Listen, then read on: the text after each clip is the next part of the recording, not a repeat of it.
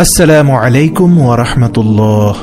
যে চার প্রাণী হত্যা করা ইসলামে নিষিদ্ধ, আজ আমরা বিস্তারিত জানব ইনশাআল্লাহ। মহান আল্লাহ পৃথিবীর সব প্রাণীকে কোনো না কোনো বিশেষ কারণে সৃষ্টি করেছেন। তাদের প্রত্যেককেই ভাগ করে দিয়েছেন আলাদা আলাদা। কিছু প্রাণী এমন আছে যেগুলো প্রকৃতির জন্য খুবই গুরুত্বপূর্ণ।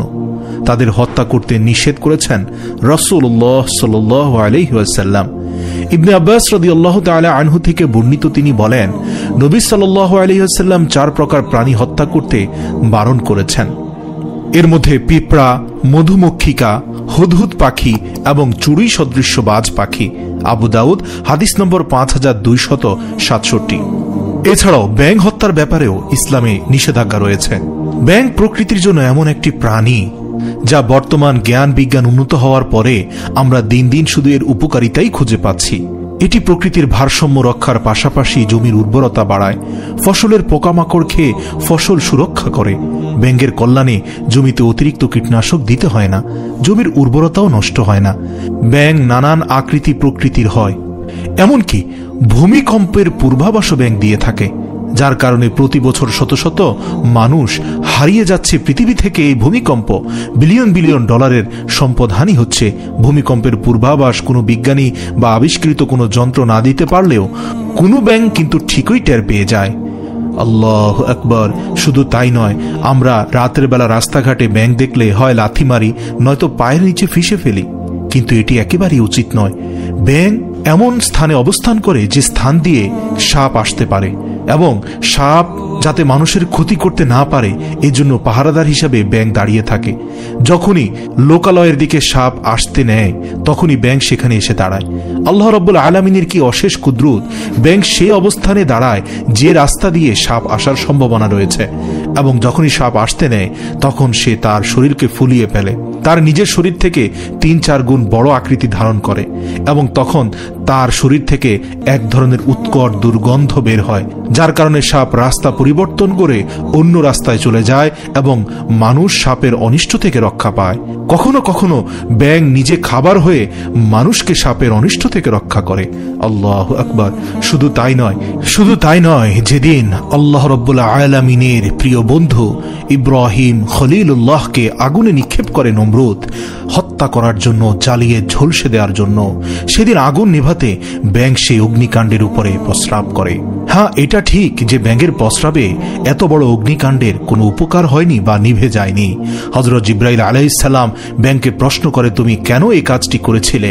ব্যাঙ উত্তরে বলে, আমার এই ক্ষুদ্র পানির ছিটায় আগুন নিভবে না তা আমি জানি, কিন্তু আমি আল্লাহ রাব্বুল আলামিনকে দেখাতে চাই যে আমি নমরুদের পক্ষে নই, আমি ইব্রাহিমের পক্ষে। আল্লাহু আকবার।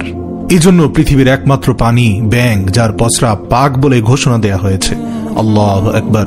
দ্বিতীয় নম্বরে হচ্ছে পিঁপড়া। পিঁপড়া কেন মারা যাবে না? এর কারণ হলো পিঁপড়ারাও আল্লাহর তাসবিহ পড়ে, তারাও আল্লাহর কাছে ক্ষমা প্রার্থনা করে।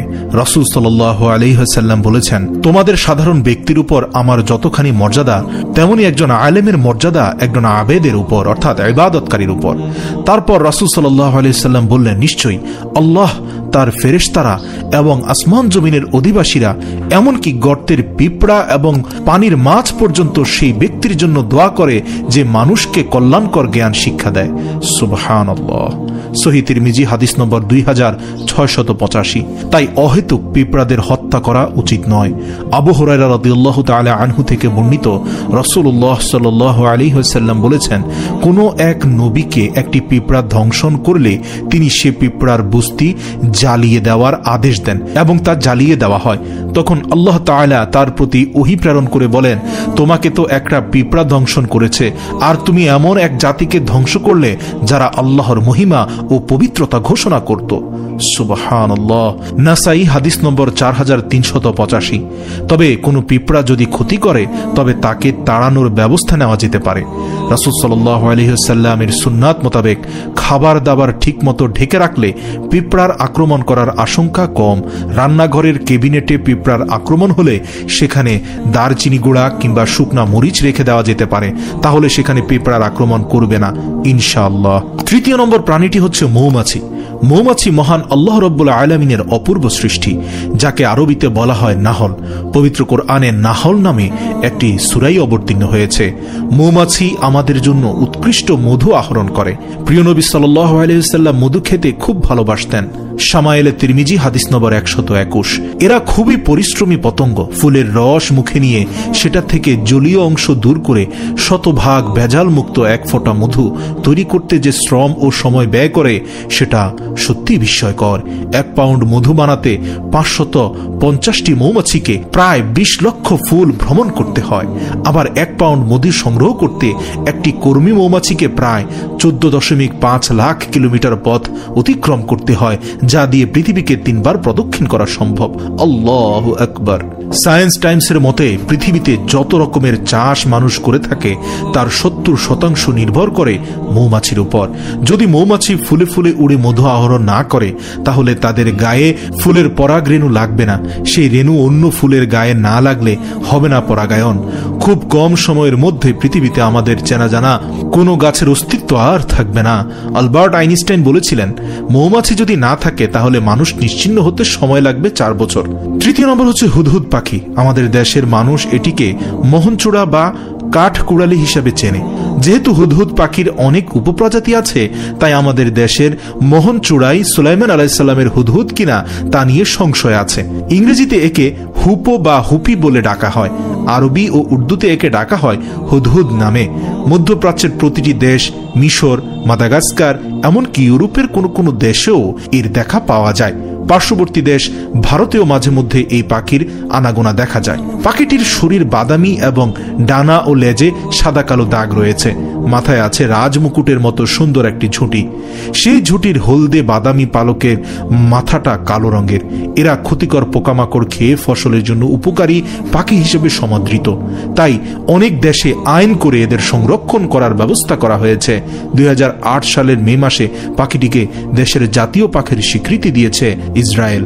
এছাড়াও হুদহুদ পাখি সেই পাখি যা পবিত্র কোরআনে বর্ণনা হয়েছে হযরত সুলাইমান আলাইহিস সালামের ব্যক্তিগত চিঠি আদান প্রদানকারী বাহক হিসাবে কাজ করত হুদহুদ পাখি।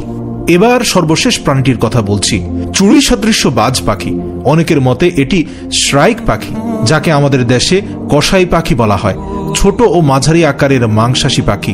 শিকারের অভিনব কৌশল এবং তার সংরক্ষণের প্রবণতার কারণে এদের কসাই পাখি বলা হয়। এরা ঠিক মাংসের দোকানের মতো শিকার কাঁটা জাতীয় জিনিসে গেঁথে রাখে।